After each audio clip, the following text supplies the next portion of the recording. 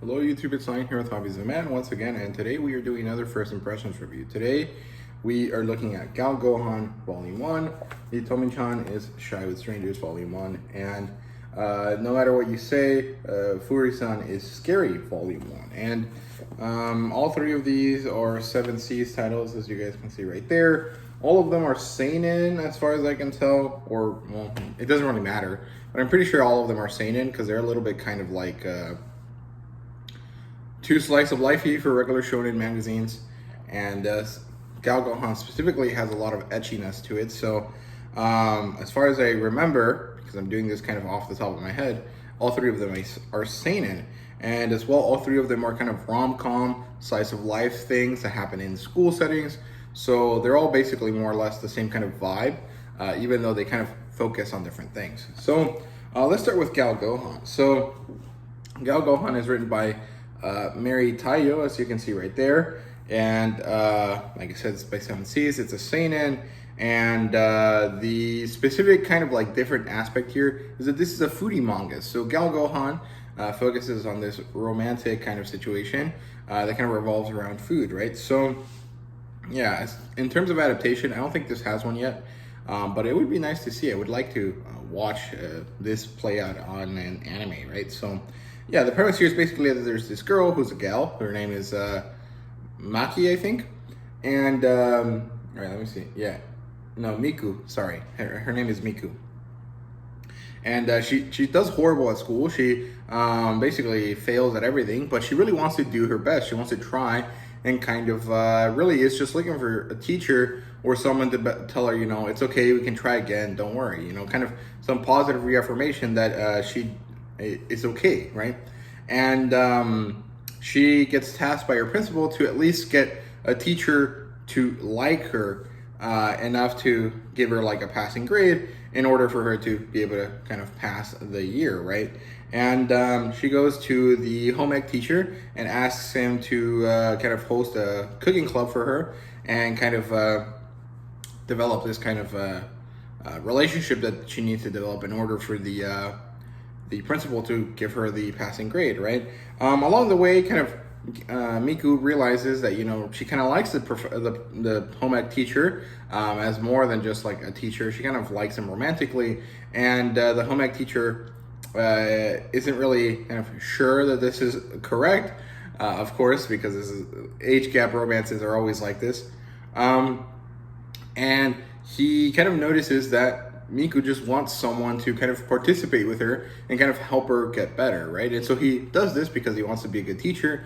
And from there, this kind of very cutesy, wholesome kind of romance kind of blooms from there. And I actually really, really liked it. I thought it was really cute. I actually really enjoyed the home ec aspect as well. I thought it was really wonderful. I'm a big fan of food-related series. I really like them because it's such a different thing that isn't really very popular in Western kind of novels and fiction novels. At least I don't know any. The closest thing we get are like competitive cooking shows, and that's not really like the same vibe. But I really like this because it kind of highlights food as this kind of aspect of human kind of society that is super important to us, right? And it also kind of uses it as a way to get two people kind of interested in each other. And I really love that. It's probably one of my favorite types of like foodie type manga. The ones that are kind of like food is the conduit for the romance, right? And I think that's really cute. So Gal Gohan is really great. I really enjoyed it. I would say this is a 5 out of 5. I definitely want to read more of it, but I haven't been able to pick up any. Every time I go to the to Barnes and Nobles, they start at volume 4, and it kind of sucks. So next time they go to volume 2, I'll definitely pick it up. Then let's start with Hitomichan is Shy with Strangers. So this is written by Chirisuke Natsume and also drawn by them. And this is kind of more or less a similar vibe, although I would actually say that this is more similar to Komi than it is to Gal Gohan. So let's see. It's actually, this is a shonen. Sorry, I just managed to check my notes, and yeah, it's a shonen. And the genres here are school, slice of life, and rom-com. Like I said, it doesn't currently have an adaptation, but I think one is coming in the near future. I'm not too sure. I can't actually remember though, but whatever. Basically, it deals, the premise here, and it deals with this kind of country girl that moves to the city, and she's gonna go to high school.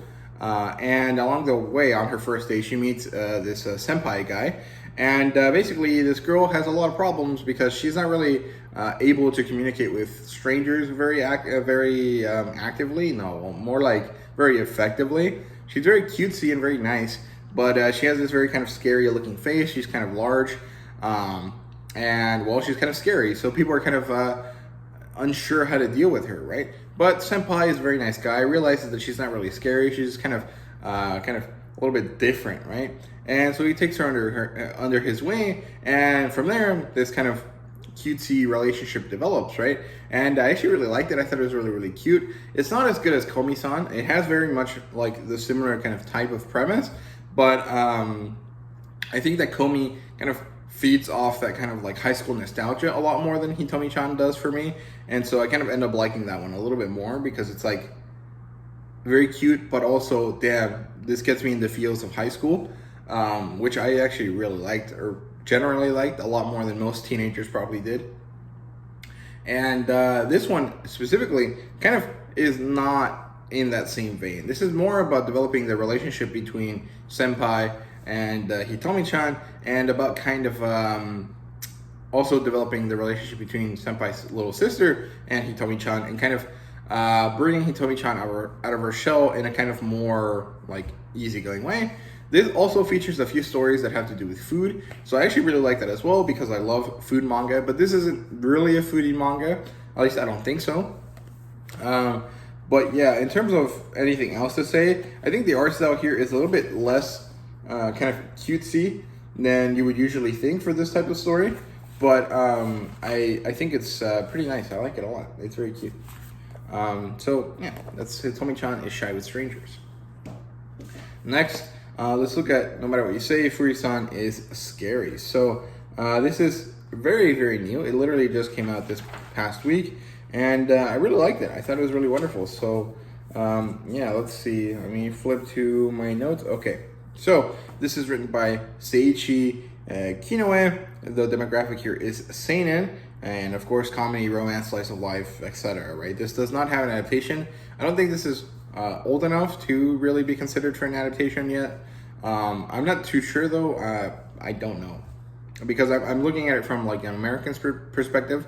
I don't know if it's already like really, really far ahead in Japan, or if Seven Seas is just capitalizing on the fact that these slice of life series are kind of really popular right now and just picking up all of them kind of randomly, right? So yeah, the premise here is that there's this delinquent gal. Her name is Furi-San, and she kind of has a bad rep around school, and everyone thinks she's a very scary delinquent, but really she's just a kind of tired girl who isn't really very feminine in like the traditional sense. She's kind of a tomboy, and now she kind of has to sit next to this guy called Taira, and he's really unsure what to think of her initially, but then he realizes that she's just a really nice girl, but she just doesn't kind of bother too much with how normal people interact. But she's actually very cute and wholesome in the inside, and we as a reader get to see that a lot more often. And I don't know, I just thought it was really cute. I really like this story. Basically, Furi-san is kind of like in a huge crush. She has a huge crush on Taira, and she can't really effectively communicate it. And so we kind of end up in these very cutesy situations, and I really like it. I thought it was really cute. I think it's very wholesome.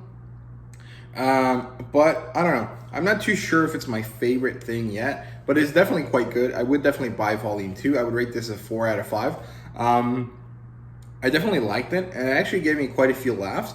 And at the end of it, I was actually really, really relaxed and really happy with reading it. So I do think that I really did enjoy it. It's just like, I haven't really read it more than once yet, so I'm not sure how I feel about it or how I compare it to other kind of cutesy series like, you know, Gohan, Hitomi-Chan, Komi-san, etc. Right? So yeah, overall very wholesome. So yeah, that's it for me. I hope you guys enjoyed this video. Let me know if you guys have read any of these and if you liked any of these.